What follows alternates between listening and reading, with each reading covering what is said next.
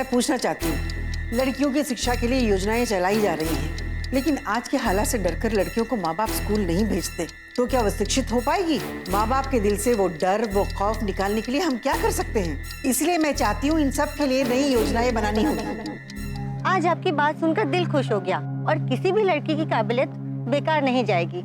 आप लोगों को मेरी बात अच्छी लगी, इसके लिए धन्यवाद। उन्होंने कहा कि लड़कियों को जो प्रोत्साहन राशि बाद में दी जाती है, उसकी व्यवस्था ऐसी करनी चाहिए जो उन्हें स्कूल से लाने ले जाने में खर्च की जाए। अगर ऐसा हुआ तो फिर उनके माता पिता निश्चिंत होकर उन्हें स्कूल कॉलेज पढ़ने के लिए भेज सकते हैं। हर उतार चढ़ाव देखा है उसने, तो राजनीति को समझती तो अच्छी तरह है। इसीलिए तो कहता हूँ, आपके मुख्यमंत्री पद तक पहुँचने के लिए वो भी एक जरिया बन सकती है। जहाँ तक मुझे पता लगा है, शारदा देवी का घर छोड़ने की वजह उनकी बेटी मीनाक्षी की मौत है। बलदेव सिंह तो राजनीति के लिए ऐसे खेल खेल सकते हैं, लेकिन शारदा देवी नहीं। मुझे तो ऐसा लगता है कि बलदेव सिंह और शारदा देवी के अलग होने में कोई राजनीति नहीं है, दोनों सचमुच में अलग हुए हैं। अब हमें यह सोचना है कि इन सारी बातों से कैसे निपटना है, क्योंकि बलदेव सिंह चुनाव कराने के नाम पर किसी विधायक को सरकार गिराने के लिए मजबूर तो नहीं कर सकते, क्योंकि कोई भी विधायक एमएलए की कुर्सी छोड़ना नहीं चाहे। आप ठीक कहते हैं मुख्यमंत्री जी। बलदेव सिंह जी सारे विधायकों को तोड़कर आपकी सरकार को गिराना चाहते हैं, फिर जोड़ गाड़ करके नई सरकार बनाना चाहेंगे। यही उनकी रणनीति है। हाल विधायकों को कैसे अपनी मुट्ठी में करना है, कैसे उन्हें लालच देना है, ये विद्या तो उन्हें खूब आती है। हमें सरकार बचाने के लिए कुछ ना कुछ तो करना ही होगा।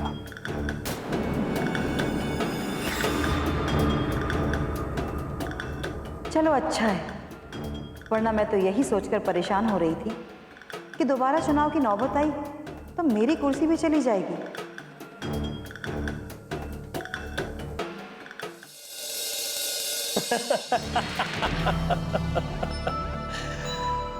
पापा की राजनीति तो बड़े बड़े नहीं समझ पाए, ये छोटे मोटे नेता क्या समझेंगे? इस बात का शक तो उन्हें हो सकता है कि मंत्री जी सारे विधायकों को तोड़ने की कोशिश में लगे हैं, लेकिन असल में बात यह है कि मंत्री जी सरकार गिराना चाहते हैं, और ऐसे में कोई विधायक नहीं चाहेगा कि उसको फिर से चुनाव में जाना पड़े। हाँ सक्सेना जी, इसीलिए तो कह रहा हूं कि इस बात को संभाल कर चलना है। फिलहाल पापा सारे विधायकों को यही कह रहे हैं कि मुख्यमंत्री किसी और को बनाना चाहिए, और सारे विधायक ये बात भी जानते हैं कि शंकर प्रसाद को पहले भी पापा ने ही मुख्यमंत्री बनाया था, लेकिन अब वो उनके वफादार नहीं रहे, तो सारे विधायक इस झांसे में तो आने ही वाले हैं। आप ये मत सोचिएगा कि सारे विधायक झांसे में आ जाएंगे। चर्चा तो इस बात की हो रही है कि अगर आपके पापा ने मुख्यमंत्री किसी और को बना दिया तो बात वही हो जाएगी, क्योंकि पहले भी शंकर प्रसाद को मुख्यमंत्री बनाने के पीछे उन्हीं का हाथ था। जिसे जो अटकलें लगानी है लगाने दीजिए। सच बात तो यह है कि कुछ दिनों में ये सरकार गिरेगी और फिर मुख्यमंत्री बदलना पड़ेगा, लेकिन ऐसी परिस्थिति बना दी जाएगी कि चुनाव वापस से हो, और जब चुनाव वापस से होंगे तो इस चुनाव में सबसे बड़ी पार्टी उभर के आने वाली होगी हमारी पार्टी, क्योंकि उस पार्टी के भी सारे दिग्गज हमारी पार्टी से ही चुनाव लड़ेंगे। चुनाव तो वापस होने ही है, और यही पापा की रणनीति है। ये खेल तो चलता रहेगा, लेकिन आप भी जरा ख्याल रखिएगा, कहीं खुशी में और जोश में आकर के किसी के सामने कोई बात बोल मत दीजिएगा, क्योंकि कौन सी बात कहां पे लीक हो जाए इसका कोई अंदाजा नहीं लगा पाता।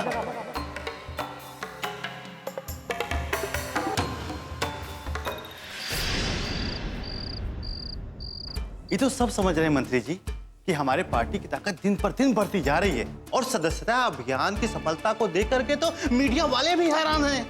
मुझे पता था सक्सेना, जिस दिन मैं पार्टी का गठन करूंगा बड़ी बड़ी हस्तियां इस पार्टी में आएंगी। अब देखिए मंत्री जी, दो बातें हैं। जो नेता अपने क्षेत्र में रुतबा रखते हैं वो आपके साथ इस शर्त पे जुड़ेंगे, चुनाव जल्दी से जल्दी हो ताकि वो विधायक बन सकें। और कहीं आपने किसी को इशारा दे दिया कि आप चुनाव की रणनीति कर रहे हैं, तो जो सरकार में विधायक हैं वो भी आपका साथ नहीं देंगे और वो सरकार गिराने से इनकार कर देंगे।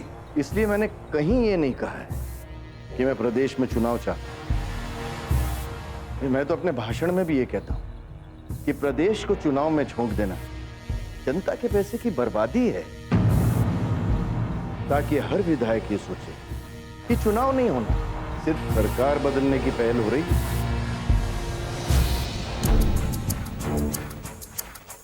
आओ बेटा। अरे आइए राजवीर बाबू, हम लोग आगे की रणनीति के बारे में बात कर रहे हैं। रणनीति तो बन चुकी है सक्सेना जी, बस इस बात का ध्यान रखना है कि चुनाव होने से पहले हमारे पास भी उतने ही कैंडिडेट होने चाहिए। बेटे, हम पूरे प्रदेश में अपने उम्मीदवार खड़े करेंगे, पहले सरकार तो गिरे। अब आपने सोच लिया है मंत्री जी, तो सरकार गिरेगी ही। हाँ सक्सेना, बहुत से विधायक ऐसे हैं जो मंत्री पद के लालच में सरकार को गिराने के लिए तैयार हैं और मेरे पार्टी में भी आने के लिए तैयार हैं। मंत्री जी, आपके पास तो इसकी कुंजी है, कुंजी घोटाले की। अरे वो घोटाला 8,000 करोड़ रुपए का। इसमें जो ईमानदार नेता हैं, वो ईमानदारी दिखाने के लिए आपके साथ आ जाएंगे। और जिन्होंने घोटाला किया है वो सारा इल्जाम मुख्यमंत्री के सर पर डालकर खुद को जनता के सामने बेगुनाह साबित करने के लिए मेरा साथ तो देंगे। यानी कि सरकार का गिरना तो तय है। लेकिन मंत्री जी, उसके बाद मैंने सोचा है कि ऐसी परिस्थितियां पैदा करूंगा कि मुख्यमंत्री के मसले पर एक राय हो ही नहीं पाए और फिर अपने लिए चुनाव का रास्ता अपने आप साफ हो जाए। मानता हूं मंत्री जी, मानता हूं कि आपकी सोच बहुत दूर की है। आपने सोच लिया सरकार गिराने की, तो शंकर जी की सरकार की उल्टी गिनती शुरू। मंत्री जी, एक निवेदन करूं। एक बार आप शारदा देवी जी से बात कर लीजिए, क्योंकि अपनी पत्नी से अलग रह करके जनता में आपकी अच्छी छवि नहीं बनेगी। एक बार तो आप बात कर लीजिए, भले फोन पे ही कर लीजिए।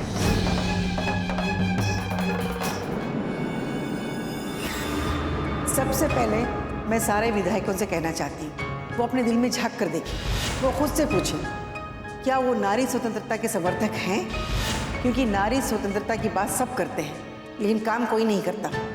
और मैं सच बोलने आई हूँ, सच ही बोलूँगी, क्योंकि समाज में बदलाव लाना बहुत ज़रूरी है। आज पहला दिन था ना, उन्होंने अच्छी छाप छोड़ी। अब आप ये सोचिए कि उनकी छोड़ी हुई छाप को धूमिल कैसे किया जाए।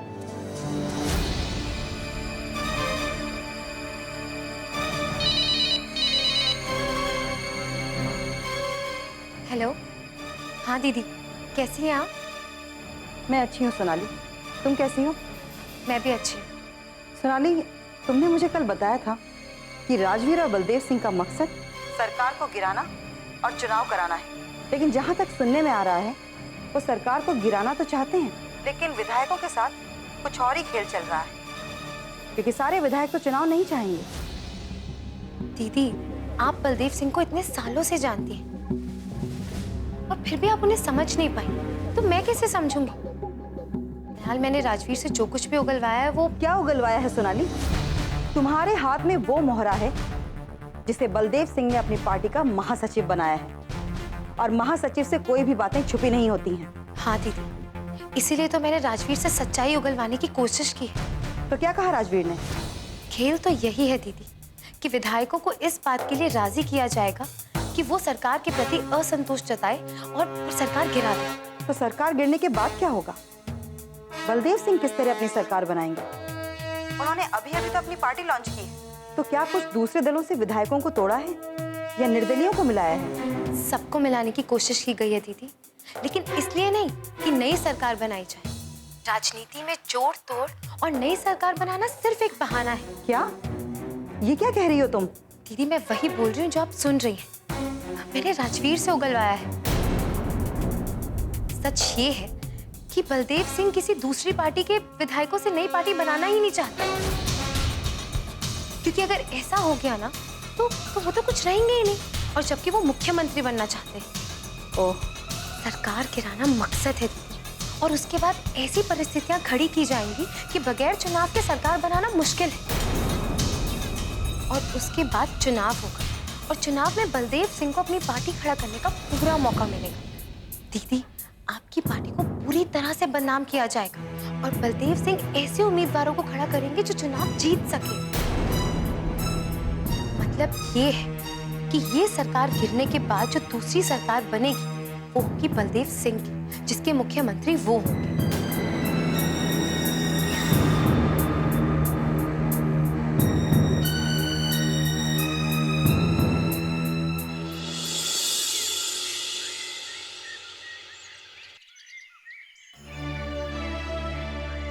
हे भगवान, इसे मैं किसी और की नहीं, आपकी मर्जी मानती हूँ, और आप ही की मर्जी मानकर आगे बढ़ रही हूँ कि शायद आप ही की मर्जी थी जो मैं राजनीति में आई।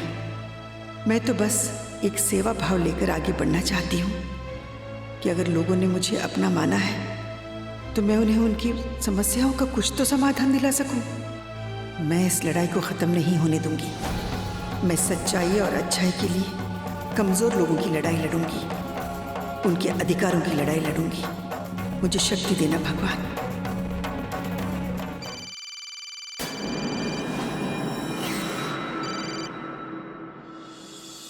हेलो, कैसी हो शारदा?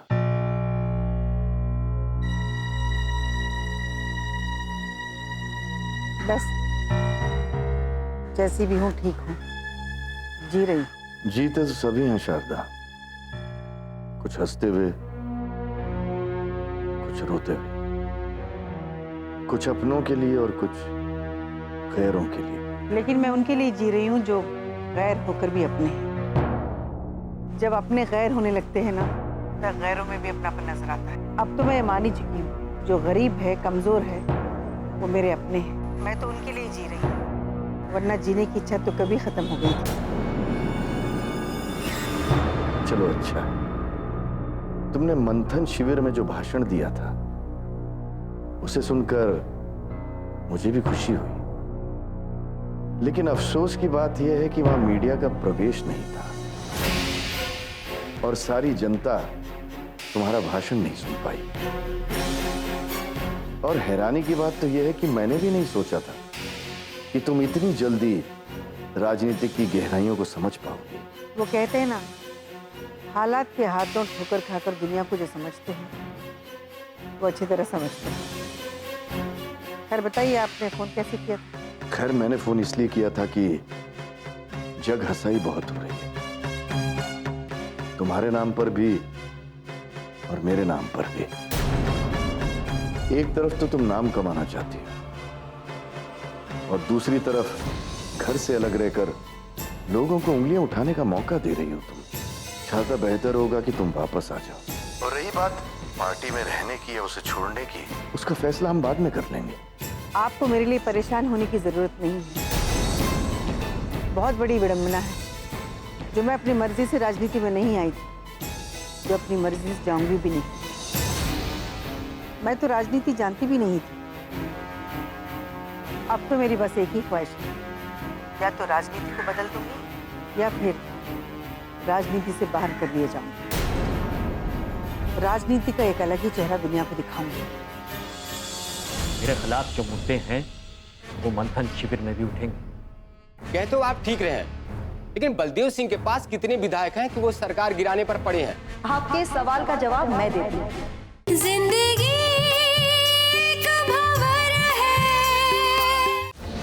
असल में राजनीति का मतलब सिर्फ सत्ता नहीं होता। राजनीति मतलब दुनिया पर हुक्म चलाना नहीं होता। जनता की सेवा और जनता को इंसाफ दिलाना होता है। वाह, बहुत बढ़िया शारदा। इतना अच्छा तो कोई नेता लिखा हुआ भाषण भी नहीं पढ़ पाता। तुम्हारी बातों में सचमुच दम है, लेकिन इसका इस्तेमाल तुम गलत जगह कर रही हो। राजनीति में बड़े बड़े तुर्रम खान बनने आए,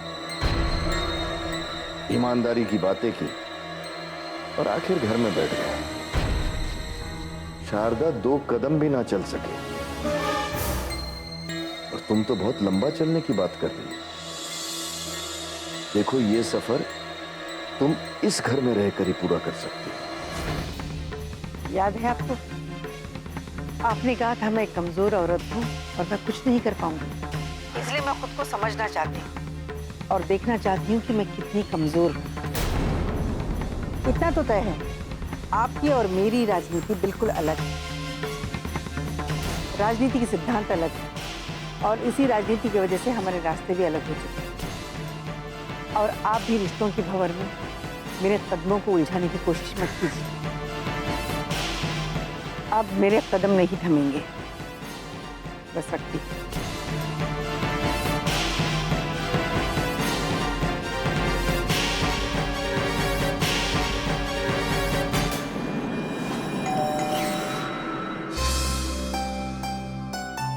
अंकल नमस्ते, आइए।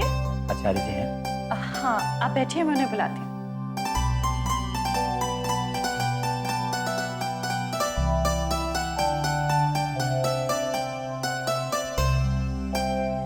नमस्कार। नमस्कार। बैठिए।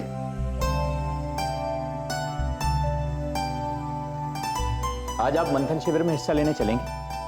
देखिए, पार्टी अध्यक्ष होने के नाते मेरा वहां जाना मुनासिब नहीं है। बहरहाल आप तो वहां जा ही रहे हैं। बलदेव सिंह एक तरफ से अपनी पार्टी को मजबूत करने में लगे हुए, दूसरी ओर से वो हमारी पार्टी को कमजोर करने की साजिश कर रहे हैं। मुझे तो पता चला है कि वो हमारे मंथन शिविर को भी ठीक से चलने देना नहीं चाहते और उसके लिए भी साजिशें शुरू हो गई। लेकिन मंथन शिविर में किस तरह की साजिश हो सकती है?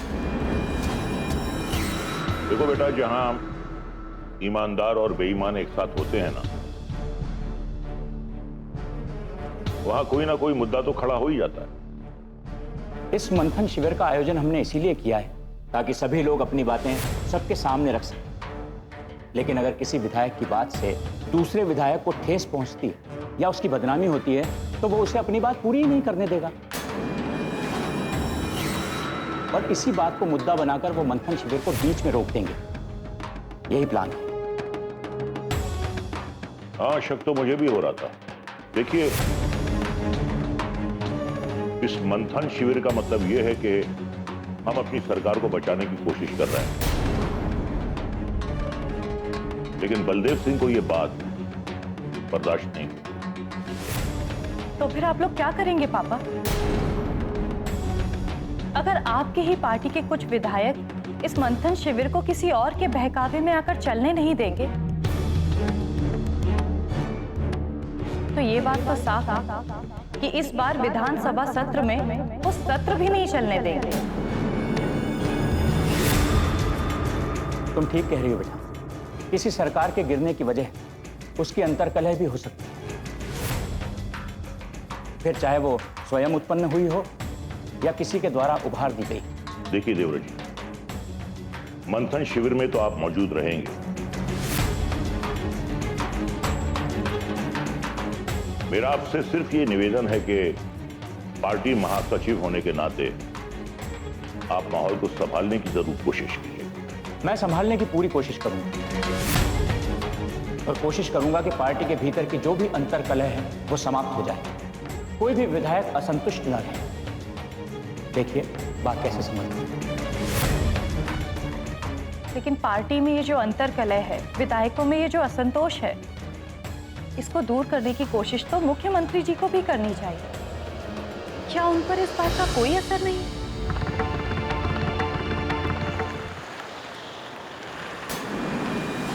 मुख्यमंत्री जी, आप यहाँ के मुख्यमंत्री हैं।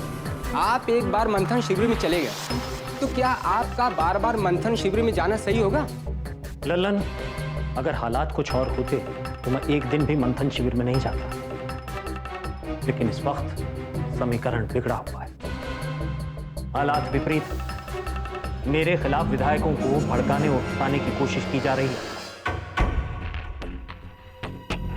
मेरे खिलाफ जो मुद्दे हैं वो मंथन शिविर में भी उठेंगे, इसीलिए मेरा रहना वहां बहुत जरूरी है। कह तो आप ठीक रहे हैं, लेकिन बलदेव सिंह के पास कितने विधायक हैं कि वो सरकार गिराने पर पड़े हैं? आपके इस सवाल का जवाब मैं देती हूँ। आपने ये तो सुना ही होगा कि हाथी के दांत खाने के और दिखाने के और बलदेव सिंह में तो ये सारे गुण हैं। यही कहकर वो सारे विधायकों को ये दिखाना चाहते हैं कि चुनाव तो वो हरगिज नहीं चाहते, और शायद उनके इसी झांसे में आकर विधायक आपकी सरकार गिराते हैं। जिंदगी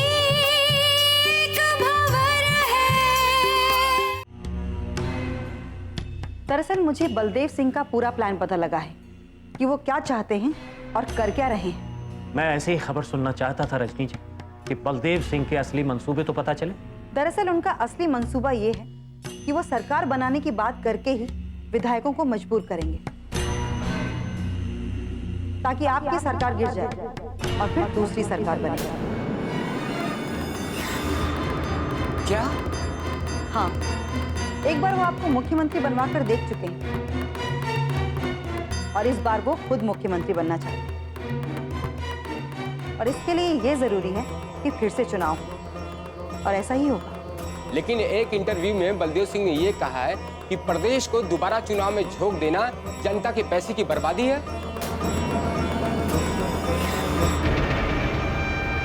और इसलिए वो फिर से चुनाव नहीं चाहते। आपने ये तो सुना ही होगा कि हाथी के दांत खाने के और दिखाने के और बलदेव सिंह में तो ये सारे गुण हैं। यही कहकर वो सारे विधायकों को ये दिखाना चाहते हैं कि चुनाव तो वो हरगिज नहीं चाहते, बस सरकार बदलना चाहते हैं, और शायद उनके इसी झांसे में आकर विधायक आपकी सरकार गिराते हैं। मुख्यमंत्री जी, बात तो खतरे की है। अब तो आपको सारे विधायकों को आगाह कराना चाहिए, उन्हें सावधान करना चाहिए कि वो बलदेव सिंह की बातों में ना आए, वरना विधायक पद भी खो बैठेंगे। क्योंकि अगर चुनाव हुए तो कौन जीतेगा कौन हारेगा किसको पता। विधायकों को समझाना इतना आसान नहीं होगा। मेरे इस बात पर तो वो यही समझेंगे ना कि मैं सरकार बचाने के लिए उन्हें बलदेव सिंह के खिलाफ भड़का रहा हूं। खैर, मैं चलता हूं, शिविर में पहुंचने के लिए कहीं देर ना हो जाए।